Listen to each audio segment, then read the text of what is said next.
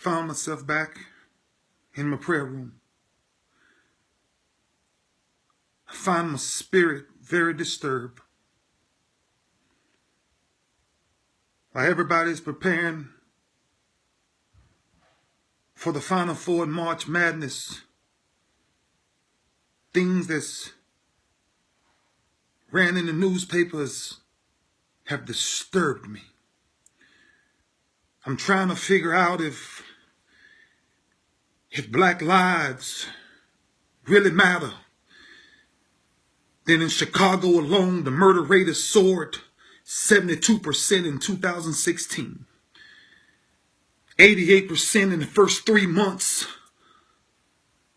of 2016 compared to last year. I'm trying to ask the question if to the organization of black lives, if they really mattered, then why not riot now?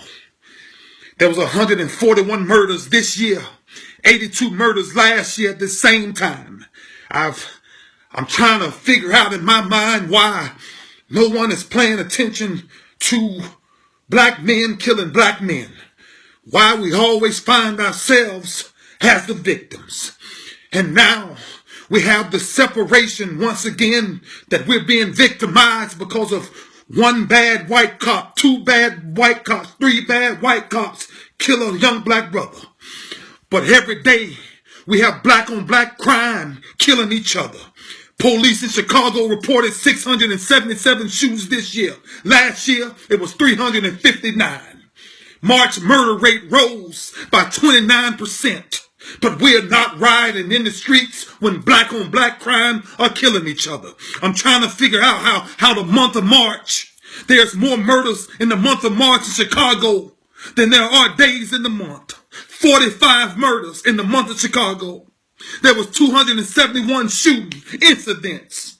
I'm trying to stop to ask this one simple thing. When will we appreciate who we are? When will our skin color start paying attention to our own skin color? When will we stop crying that black lives matter? Because God says, I am Alpha and Omega. I am creator of all. And all come up under me with my spirit, which means color means nothing. I am king. I will live as king. But we have found our way distracted.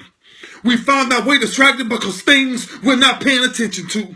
The murders in 2015 and 2016, just a comparison to Chicago, should be sad enough. 2015, there was 34 murders. 2016, there was 45. From January 1st to March 31st, there was 82 murders. In 2015, there was 141 in 2016. Let's just talk about the shootings. The shootings in 2015, there was 179. 2016, there was 271. January 1st to March 31st, the shootings alone, 2015, there was 359. 2016, it was 677. The shooting victims in 2015, it was 204.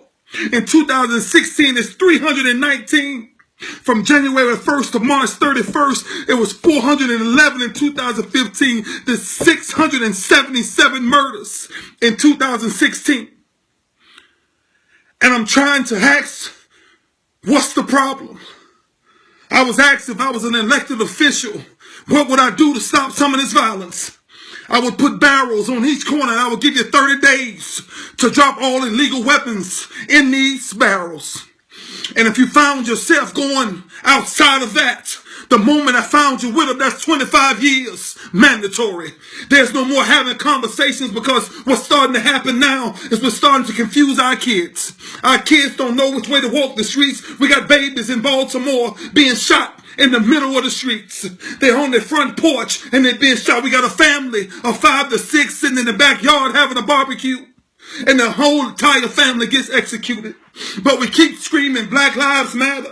If they really matter, then let's do ourselves a favor. Let's stop killing black folks.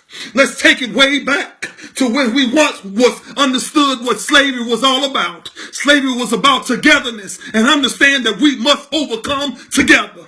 Not that we must separate ourselves to highlight our skin color. If you want to highlight our skin color, highlight the people that's doing the successful things in the communities that we should be highlighting. And it ain't all athletics. Athletics come a dime a dozen, but the impact of your journey and the things that we're supposed to be doing, you're supposed to be leaving an impact to change people's lives. One day God won't ask how many Super Bowls I won, how many tackles I made, or how many interceptions I have. He will ask the simple question, how many lives have I changed? Oh, our comfort zone must be disturbed. We got music now that kids can't listen to with their parents. We got rated R shows that's showing things that kids have a way. Social media has took us way beyond where we're supposed to be.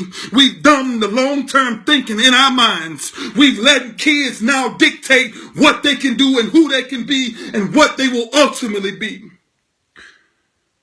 I found myself disturbed. Whether I'm right or wrong, there's facts. There's numbers. Men and women lie, but numbers don't. Numbers don't lie. And what's going on in Chicago right now, if you write music, change your thought process, change your language. Stop insulting women. We all got our struggles. There's nothing about me that's perfect. I'm a struggling man every day of my life to walk the right path. I haven't figured it all out yet, but I figured out enough to say that there's something that I'm supposed to pass along that don't go through my same struggles. Let's write something different. Let's give these lost children something to really envision. I cried today to say I'm not a perfect man. And I have my failures, just like anyone else. But I guess the question is, are you helping? Or are you serving? You can help anybody. You can give your money away to help any cause. But to serve, you must come out of your comfort zone. There's too many brothers killing each other. And brothers, if I had one message for you, man, stop and check the pulse of the person before you pull a trigger. And realize that they are alive. And everybody you hurt, you will be accounted for. Man, I'm talking about, foolish people on social media, the things that they say, that's pure ignorance. Evil exists. Social media has become the devil's playhouse because it has foolish, ignorant people who can hide behind captions of children and pictures and funny things and insult people who's actually doing something. But one day we will all be held accountable. And brothers, if nobody else won't scream to you, I'm going to scream to you. I know Black Lives Matter because I'm a black man. But man, stop killing each other. Man, we got to put these guns down in Chicago. Baltimore, Miami. Man, it ain't that hard, man. Man, you got to be okay with earning the right living, man. It ain't supposed to be easy. Man's days on this earth will be short and filled with trouble. But right now, man, we're losing the battle. A third of the Afro-American population is behind bars.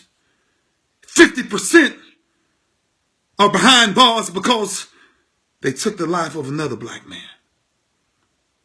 Sooner or later, black men, if we don't change what we're doing, not only will our kids not have a future, but we might find ourselves extinct.